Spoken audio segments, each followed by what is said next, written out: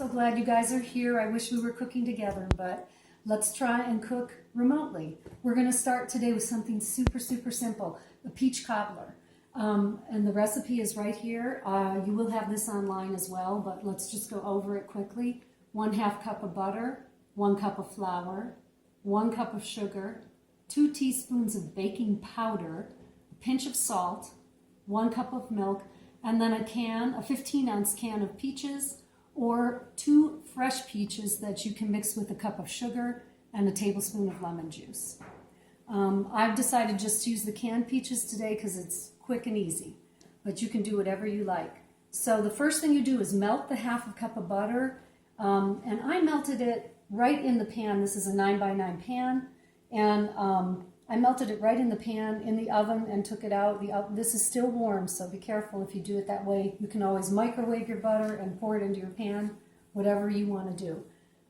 Let's start with mixing. We're going to start with the 1 cup of flour, and to that we're going to add 1 cup of sugar, and we're going to begin to mix that up. You want to get it tossed really well. Add your 2 teaspoons of baking powder right in there. Make sure you get all of it. And your pinch of salt. Give it a good pinch.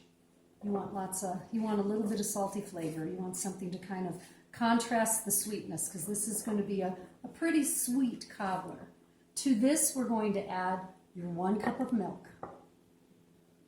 Let's mix that all up. And scrape down the sides. You can use a mixer if you want, but I don't think with this recipe it's actually necessary. So once you get your batter all mixed and you feel like it's pretty smooth, doesn't take very long, what you're going to do is take this batter. This is such a simple recipe. You're going to take the batter and you're going to literally just pour it right on top of the butter. There's no greasing the pan. The pan has greased itself. So I'm going to take this with a scraper. See our pan with its butter? You're going to pour the batter right over the top. Don't mix it, just leave it. You want it to sit right on top, just like that. And then you take your 15 ounces of canned peaches or your 2 fresh peaches with the juice, and you're going to pour it, liquid and all, right into the center, right across this. And I think I might spread my peaches just a little bit so we get them around a little bit. Okay, and that is our batter. So right now we're going to put that in a preheated oven, 350, for about 35 to 40 minutes, and we'll come back and see what it looks like when we're done. I'm sure it's going to be wonderful. We have the cobbler out of the oven. It looks beautiful. It's nice and golden brown, and I noticed too that the sides have pulled away very nicely from the dish, which means it's finished.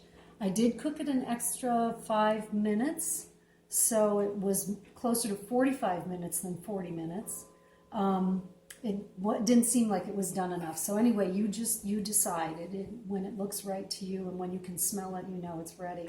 So let's see what it looks like. I think the pan is not super hot. You have to let it cool a little bit because fruit will burn. So you don't want to eat this while it's too hot.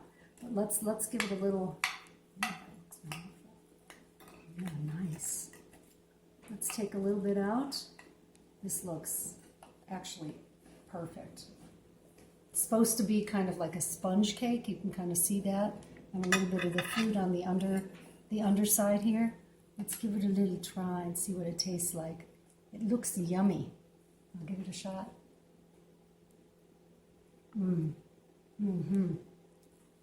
It's delicious. It's delicious.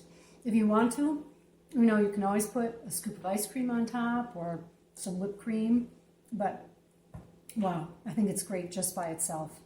So, anyway, I hope yours turns out, and we'll talk about it on Thursday. So meet me at 4 o'clock Thursday online, and we'll compare our peach cobblers and see how everyone did. Looking forward to it. Have fun. See you soon.